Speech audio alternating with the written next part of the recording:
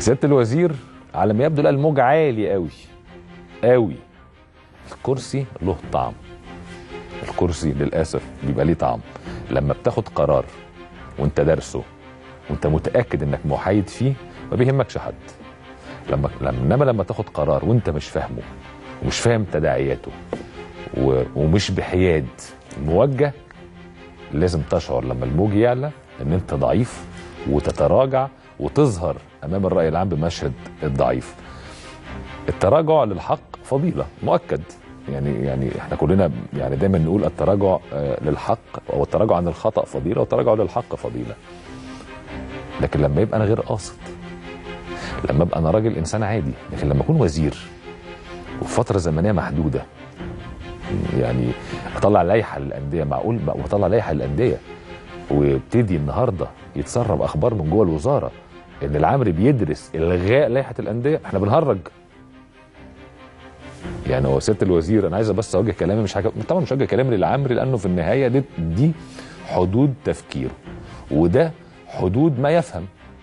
يعني هو برضو الانسان امكانيات، ربنا خالق كل واحد له امكانياته وله مخه وله طريقه تفكيره. انا بس بوجه كلامي للدكتور هشام قنديل رئيس الوزراء. معقول يا دكتور هشام انت جايب حد يهرج فينا؟ يعني يهرج، حتى مش يتمرن فينا او يكتسب خبره، بيهرج. يا جماعه ده راجل بيهرج، ده راجل بيهرج.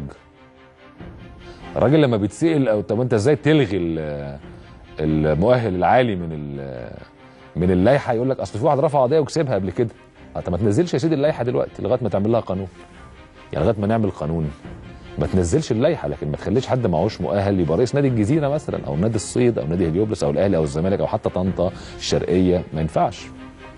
يبقى مين صندوق معهوش شهاده مثلا يقول لك لا ما انا هعتمد على وعي الجمعيه العموميه. يا سلام، ده راجل بيهرج، راجل بيهرج معانا بجد، بيهرج مع الوسط الرياضي. يخش في صدام مع اللجنه الاولمبيه يقول لك حق اللجنه الاولمبيه، حقنا ان احنا نعمل لوائح واللجنه الاولمبيه لن ننصاع ليها، وتاني يوم ينصاع ويدعوهم يوم الخميس يقعدوا في اوتيل 5 نجوم في مصر الجديده، واللجنه الاولمبيه ترد عليه وتقول له اسفين والله عايز تقعد معانا تعال لنا البيت عندنا في مقرنا في استاد القاهره، تيجي لغايه عندنا اذا كان عاجبك. وهوريكم دلوقتي المخاطبات اللي عملتها اللجنه الاولمبيه للجنه الاولمبيه الدوليه بتطالب بالتدخل بقى، ما ينفعش. يعني الراجل بيهرج. يبقى صدام مع الزمالك قلب ما شربش بريل للاسف. صدام مع اللجنه الاولمبيه قلب ما شربش بريل. صدام مع الانديه هيلغي اللائحه، صدقوا هيلغي اللائحه. والله هيلغي اللائحه. الراجل عايز يلغي اللائحه، بيهرج. قلب ما شربش بريل. صدام مع الالتراس قلب وراح اتنازل على المحاضر وراح عمل معرفش وراح. يا عم استرجل شويه. دكتور هشام ارجوك، انا مش هكلم العمري تاني بجد والله، ما ينفعش اكلمه تاني بجد. عايز اقول لرئيس الوزراء مجتمع الرياضي مش مجتمع هين، مش ثانيه ومد زي ما انت سعادتك متخيل. ده مجتمع مهم ورأس ماله ضخم جدا وله بعد اقتصادي مهم جدا وله بعد جماهيري ضخم فوق ما تتخيل سعادتك. يعني الجمهور الاهلي لو نزل عشان الاهلي يساوي عشرات بل مئات بل الاف الاضعاف لو اعضاء اي حزب نزلوا الشارع عشان الحزب السياسي بتاعهم. دي مفهوم ادخل احزاب في مصر. فانت بتتكلم في بعد جماهيري مهم، بعد اقتصادي مهم، فما ينفعش تجيب لنا حد بيهرج. ما ينفعش يدير الرياضه فكر طفولي، ما ينفعش. هسمعكم ممدوح عباس قال ايه وبعدين تشوفوا الوزير النهارده عاين نفس هذا المجلس والمجلس كمان مش عاجبه. نشوف. الناس اللي خريجي مدرسة الاضطهاد في النادي الأهلي وخريجي فلسفة التمييز جوه النادي الأهلي اللي كانوا ممنوع انهم يتكلموا على ترابيزات الاجتماعات، اللي كانوا ممنوعين من انهم يقعدوا جنب اعضاء معينه في ماتشات كوره، فجاه لقوا نفسهم ابطال وبيتصرفوا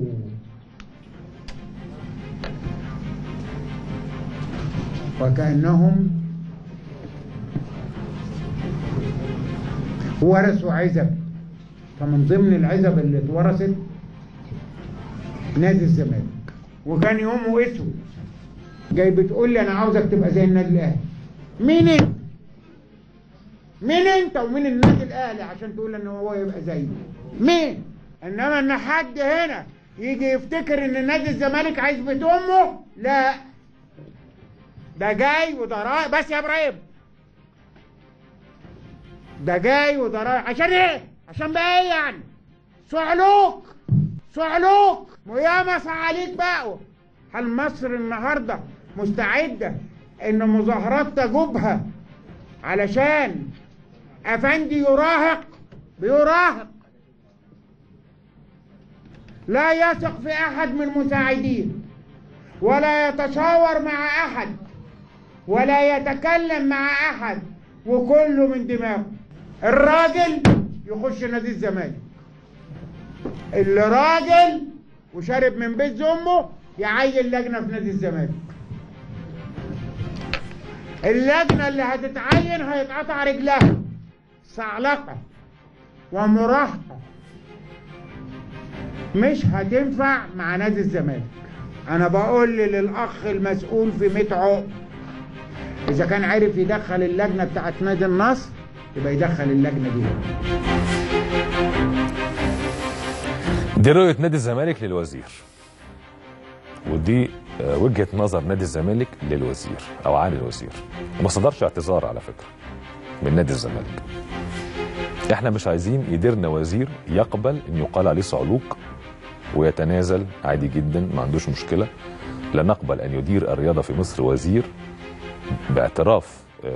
باعترافه هو شخصيا ان افكاره افكار مراهق، ان اتقال عليه كده وما اتخذش اي مواقف. هقول لكم بالظبط اللي قاله ممدوح عباس، انا بس حبيت افكركم، احنا بننسى اصلنا. قال لك خريج مدرسه الاضطهاد بالاهلي، خريج مدرسه التمييز بالاهلي، ممنوع من ترابيزه الاجتماعات كان في الاهلي، ممنوع من ان يقعد جنب ناس معينه في مباراه كره القدم بتاعه الاهلي. هو من الناس اللي فاكر نفسه ورثه عزب من عزبه نادي الزمالك، كان يومه اسود. مين انت في استهانه وتسطيح لكيان الوزير؟ نادي الزمالك مش عزبه امه، قال كده، قال صعلوك، قال ياما صعاليق بتيجي ولا بتكبر ولا معرفش ايه، بقوا ياما صعاليق بقوا. قال افندي يراهق، قال لا يثق في احد من مساعديه. قال الراجل يخش نادي الزمالك، الراجل يعين لجنه في نادي الزمالك، اللجنه اللي هتتعين هيتكسر رجليها. قال صعلقه ومراهقه مش هتنفع في نادي الزمالك. دي الصفات والاراء اللي قالها رئيس نادي الزمالك في مؤتمر صحفي رسمي.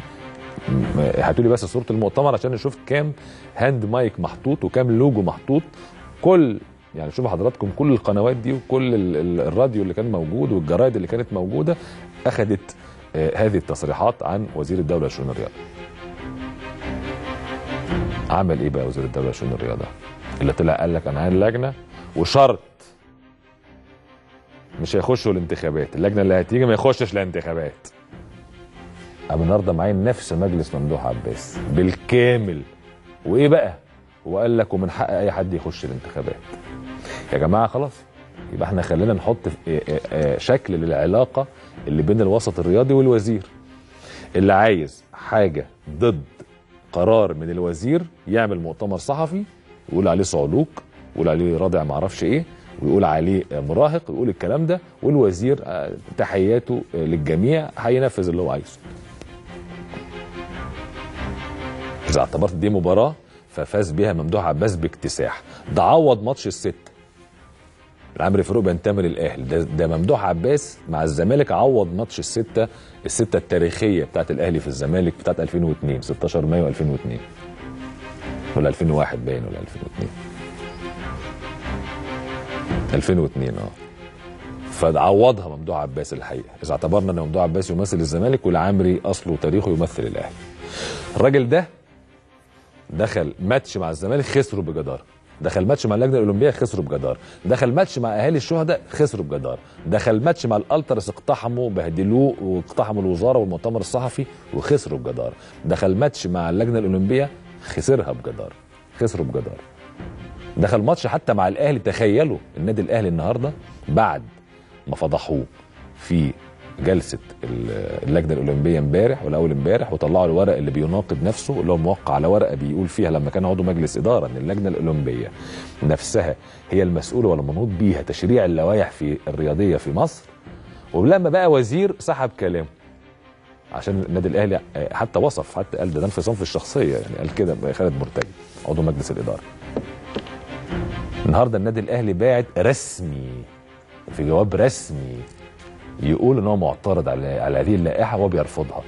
الزمالك بقى اللي ذل العمل، اتذل، ده قرار فيه اذلال، في اذلال انه يرجع تاني ويعين المجلس بالكامل، وهو الوزير اللي قال مفيش حد هيتعين نازل انتخابات، وقال لجنه، فعين المجلس بالكامل بغصب عنه خوفا من نادي الزمالك. قال ايه كمان؟ الزمالك يقول لك لا احنا رافضين القرار. يا سلام الجبروت ده. ليه يا عم الزمالك رفض القرار؟ قال لك اصل احنا، هو مطلع قرار ان احنا لجنه، كلنا في اللجنه وبنفس التشكيل المجلس وكل حاجه، بس هو قال قرار ان هو لجنه، معنى كده ان احنا موافقين على اللائحه بتاعته الجديده، لان اللائحه القديمه بتقول مد للمجلس طبقا للماده 48، فلو وافقنا ان تبقى لجنه يبقى كاننا وافقنا على اللائحه بتاعته الجديده واحنا رافضينها، فرافضين قرار. يعني احنا مكملين غصب عنه كده كده. ده ينفع؟ ينفع الكلام ده؟ سيادة الوزير، الرجولة مش بس كلام.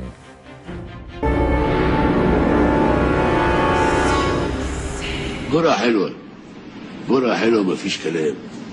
الراجل يعين لجنة في نادي الزمالك، اللجنة اللي هتتعين هيتقطع رجلها. حد لسوق لحاجة؟ ايه؟ في شعرايه ما بين الرجوله ولا استرجل. ده اعتراف من سياده الوزير بالهزيمه. مش عايز اتكلم وارغي كتير بقى في العمر، انا تعبت بصراحه، فخلي كلامي كله للدكتور هشام قنديل. اذا كان عاجبه ان احنا نعيش في هذا الشكل السطحي والعبيط والهبل اللي بقينا عايشينه في الوسط الرياضي، عشان وزير موتور، وعشان وزير عنده رعونه في اتخاذ قراراته، وعشان وزير يقبل ان يتقال عليه صعلوك ومراهق وعادي جدا بالنسبه له مش فارق، وعشان وزير بياخد قرارات طفوليه، خلاص نقول له دكتور هشام احنا متشكرين جدا جدا جدا جدا، وسعداء بيك رئيس لوزراء مصر. يعني سعداء بيك ان انت حضرتك بتحكم كل وزراء مصر، والله سعداء بيك جدا. اذا كان دي طريقه المنهج بتاعت سعادتك في التفكير، اللي انت جبت لنا واحد يعمل فينا كده، حرام عليك. والله العظيم حرام عليك. اوعى تصدق قنوات الملاك اللي بتقعد تظبط. ده في ديلز بيحصل عشان خاطر العمري فاروق من بدايه السيزون، لما حب لجنه البث تبيع الدوره حصري، هو اللي وقف لهم العمري فاروق. فالقنوات دي كانت ديل كده. احنا بس مش عايزين نتكلم كتير في الكواليس، بس هو الديل كان كده. هو وقف البث الحصري وظبط الدنيا، فالقنوات دي بتعمله اللي هو عايزه. فما تصدقش يا دكتور هشام القنوات دي. كلم كل عناصر اللعبه بلا استثناء. النادي الاهلي بتاعه نفسه شوف بيقول عليه ايه، وشوف بيوصف تصرفاته بايه. بيصفه بانفصام في الشخصيه، الزمالك بيصفه انه صعلوك، اللجنه الاولمبيه بتقول لك مش هنروح له، هو يجي لغايه عندنا. الجمهور بيقتحم عليه المؤتمرات الصحفيه، بيقتحم عليه الوزاره. في ايه؟ عايز بس اخلص من قصه بقى الوزاره، اوريكم بس الجوابات النهارده عشان ده شكل مهني في الموضوع. اللجنه الاولمبيه بعتت رسمي، لو عندنا الجواب يا جماعه، للجنه الاولمبيه الدوليه. ده خطاب ارسل بتاريخ 27 مايو. هقول لكم الترجمه على طول بتاعه الخطاب، وهيظهر دلوقتي الخطاب اللي مذيل بتوقيع المستشار خالد زين رئيس اللجنه الاولمبيه المصريه. الخطاب بيقول: عزيزي السيد روج، ده رئيس طبعا اللجنه الاولمبيه الدوليه، أود أن أرسل إليك تحياتي الحارة وأتمنى أن تصلك رسالتي وأنت في أفضل حال. مؤخرا تلقينا العديد من الخطابات من أندية رياضية مختلفة يشكون فيها من التدخلات المشينة من وزارة الرياضة ووزير الرياضة من خلال إصدار لائحة الأندية المصرية في 2008 و2013 على التوالي. المواد الخاصة باللائحتين لا تتوافق مع الميثاق الأولمبي والذي ينص بوضوح على تبعية الأندية الرياضية للجنة الأولمبية، وبالتالي فإن اللائحة الخاصة بالأندية يجب وضعها بواسطة اللجنة الأولمبية المحلية وليست أي هيئة حكومية، ويجب عرض تلك اللائحة على الجمعيات العمومية لهذه الأندية قبل اعتمادها. لذلك فإننا بناء على هذه الوثيقة نؤكد دعمنا لهذه الأندية والتي تعد القاعدة الأساسية التي تبنى عليها ممارسة الرياضة، كما أنهم أعضاء في الجمعية العمومية للجنة الأولمبية المحلية. وبناء على ذلك فإننا نطلب دعمكم المحترم للجنة الأولمبية المصرية للحفاظ على القانون والنظام الخاص بالهيئات الرياضية المصرية، حفاظا على الحكم الذاتي للرياضة بعيدا عن التدخل الحكومي، والحفاظ على الميثاق الأولمبي. مع التحية، خالد زين، رئيس مجلس إدارة اللجنة الأولمبية المصرية. يعني يا أستاذ عمري ما شاء الله الفضيحة جوه بجلاجل بقت بره ب 42 جلاجل. يعني كنا يعني الصويت جوه البيت ومتداريين، لا ده الشرشحة بقت في الشوارع وبقت بره بقى. هتروح بقى الوقت الخطاب ده راح لرئيس اللجنه الاولمبيه الدوليه، وهتتناقله طبعا وكالات الانباء من خلال المكتب الصحفي او الاعلامي بتاع اللجنه الاولمبيه الدوليه، وهترد اللجنه الاولمبيه الدوليه وتقول لك ايقاف النشاط الرياضي المصري باكمله لحين وحين وحين. وبعدين بنشرب من كاس الدكتور هشام حطه لنا. الدكتور هشام قنديل رئيس وزراء مصر بلانا في وزاره الرياضه، بلانا في وزاره الرياضه. وكل الناس اهو، مش انا اللي بقول، يعني الناس يمكن تقول لك اصل انت بتهاجم العمري من يوم ما اعرفش بتهاجم العمري اهو. مش انا اللي بقول، انا دلوقتي ناقل للخبر. لما بقول الاهلي بيقول انا ناقل للموضوع، لما اقول الزمالك بيحصل انا ناقل للموضوع، بقول اللجنه الاولمبيه بيحصل انا ناقل، للالتراس ناقل، لامهات الشهداء ناقل، لكل المعارك اللي بتحصل دي انا ناقل، مع اتحاد الكوره، مع هنا معارك لا حصر لها، حتى مع الاتحادات بقى كمان. الاتحادات دي اجتمعت الخميس اللي فات، احنا بس عشان مركزين اكتر في الانديه عشان فيهم اهلي وزمالك، لكن اتحادات مصر كلها اجتمعت يوم الخميس اللي فات ورفضت ان هو يعمل اي لائحه للاتحاد، وقالت هنعمل احنا لائحه جديده لكل الاتحادات المصريه. طب مين يا جماعه اللي متوافق معاه لما الانديه والاتحادات واللجنه الاولمبيه والانديه الكبيره زي الاهلي والزمالك وحتى الجمهور الالتراس، سواء الزمالك او الاهلي او الاسماعيلي او المصري او الاتحاد، مين يا عم اللي معاك؟ مين يا عم انت غير الثلاثه مستشارين اللي هو الطبيب البيطري والدكتوره الفنون الجميله ولا استاذه الفنون الجميله والراجل الدكتور بتاع التربيه الرياضيه بتاع المنصوره ومدير مكتبك والسكرتير بتاعك علان ومصطفى عزام، السته اللي حواليه، هم دول السته اللي في مصر كلها مناصرينك، والدكتور هشام قنديل طبعا اللي كل شويه تاخد له اللابتوب والبروجيكتور بتاع الراجل اللي مش فاهم حاجه في الرياضه، ينبهر جدا فيصدق ان انت بجد بتعمل حاجه. طيب النهارده حصل اجتماع في اللجنه الاولمبيه بين ممثلي الانديه واللجنه الاولمبيه، هقول لكم برضو البيان اللي صدر من هذا الاجتماع او الجلسه اللي صدرت. يعني دي لجنه مشكله من اللجنه الاولمبيه، شكلت لجنه عشان تناقش اللائحه الجديده اللي صدرت من وزاره الدوله لشؤون الرياضه. محضر الجلسه بيقول انه في يوم الاثنين 27/5 اللي هو النهارده الساعه 12 الظهر تم اجتماع اللجنه المشكله من اللجنه الاولمبيه المصريه بمقر اللجنه الاولمبيه المصريه في مدينه نصر بالقاهره. هذه اللجنه تهدف الى رفض اللائحه الصادره من وزاره الرياضه واتخاذ خطوات تنفيذيه لايقاف هذه اللائحه واصدار لائحه جديده. ضمت اللجنه ممثلي الانديه وخبراء ومستشارين في الرياضه المصريه، وقد حضر الاجتماع كل من المستشار خالد زين ده رئيس اللجنه الاولمبيه المصريه، اللواء صبري السراج ممثل نادي الزمالك، المهندس خالد مرتجي ممثل النادي الاهلي. مين؟ خالد مرتجي ممثل النادي الاهلي. طب تاني مين؟ خالد مرتجي ممثل النادي الاهلي، عشان جمهور الاهلي يبقى فاهم انه مش بس بيعادي الزمالك، ده بقى كمان بيعادي الاهلي.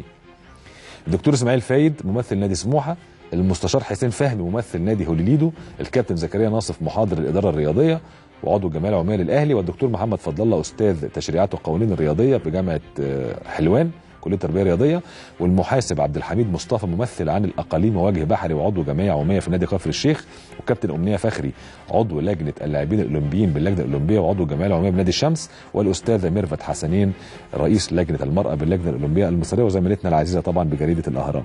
تم خلال هذا الاجتماع مناقشه الشكاوى الوارده من الانديه المتضرره بشان التدخل الحكومي ومخالفه اللائحه للميثاق الاولمبي وكذا وكذا، وبناء عليه واحد قرروا بقى تم ارسال خطاب للسيد رئيس الوزراء لمناشدته التدخل لالغاء تلك اللائحه. يعني مش محمد شبانه بس اللي بيناشد رئيس الوزراء، لا ده بقى دلوقتي اللجنه الاولمبيه ونادي الزمالك والنادي الاهلي ونادي سموحه وهولوليدو وزكريا ناصف ومحمد فضل الله وعبد الحميد مصطفى كفر الشيخ، وحتى المراه ميرفت حسنين لجنه المراه، حتى امنيه فاخري عضو لجنه اللاعبين الاولمبيين بيناشدوا رئيس الوزراء التدخل.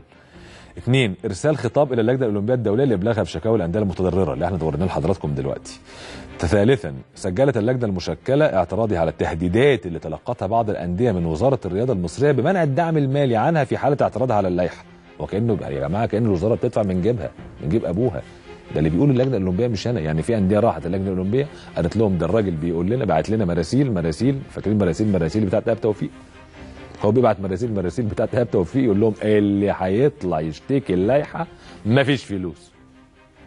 زي ابوك كده، لو اتاخرت مفيش مصروف، لو ما سمعتش كلام ماما مفيش مصروف. طب ابوك بيدفع من جيبه، هو حر بفلوسه، لكن سياده الوزير بيدفع من جيبه. رابعا، تم عرض الدعوه الوارده من وزاره الرياضه الى اللجنه الاولمبيه الذي طلب فيها الوزير التنسيق مع اللجنه الاولمبيه في الاجتماع المقرر له يوم الخميس الموافق 30/5/2013. واوصت اللجنه بتكرار دعوه الوزير الى بيت الرياضه الاول في مصر حيث سبق دعوته ورفض هذه الدعوه. شفتوا بقى؟ تاني، تم عرض الدعوه الوارده من وزاره الرياضه الى اللجنه الاولمبيه طلب فيها الوزير التنسيق مع اللجنه في اجتماع مقرر له يوم الخميس 30/5. ده اللي في اول الحلقه قلت لحضراتكم انا عايز يعمله في فندق في مصر الجديده عند طريق المطار، وطرح المطار فييس قوي 5 نجوم وبتاع، بحب المنظره والبهرجه يعني من ضمن الورق اللي عندي انه في مكتبه جاب انتريهات وحاجات ب 200,000 جنيه، بس يعني لسه يعني ما طلعته، ما قلتش لسه الموضوع ده. انتريهات ب 200,000 جنيه، الدوله الكحيانه بتاعتنا واللي صدر فيها قرار رسمي من رئيس الجمهوريه ورئيس الحكومه ممنوع شراء اي شيء ولا عربيات ولا، هو شاري انتريهات تحت مسمى تاني غير يعني غير انه يبقى انتريهات، لكن هو شاري ب 200,000 جنيه انتريهات وشويه فرش كده لمكاتب مستشارينه بقى بتاعت الطب البيطري وبتاع التربيه الرياضيه وبتاعت الفنون الجميله دي، بس مش وقتها. فبيعامل بقى اللي عايز يعمل الدعوه في فندق 5 نجوم يمكن ياكلهم كافيار فدماغه تلعب فينسى الحوارات. 5 نجوم بقى يا عم، مش دراك يا عم بقى، وال5 نجوم ده ليله مش زينا نروح نقعد في اخر ساعه نضرب سندوتش الفول نتكيف، لا ده 5 نجوم حواديت في ال5 نجوم، يقعد على البسين بقى وحمام السباحه والمزيكا تشتغل والرقاصه ترقص، يعني فيلم كبير. قالوا له لا يا نجم متشكرين جدا، تيجي لغايه عندنا اذا كان عاجبك. خامسا، اعتماد الشكاوى الوارده من اللاعبين الاولمبيين والخاصه بلائحه الانديه وما تحتويها من ضرر بالغ على اللاعبين. سادسا، توصي اللجنه بتكوين لجنه من قبل اللجنه الاولمبيه لصياغه لائحه جديده للانديه الرياضيه اتساقا مع الميثاق الاولمبي. يعني اخذوا قرار ان هم يعملوا لائحه جديده دون النظر خلاص لائحه الوزير. تستمر اللجنه في نقاط دائم لمتابعه الخطوات التنفيذيه حتى تحقق اهداف ومطالب وحقوق الانديه الرياضيه المصريه وجمعياتها العموميه.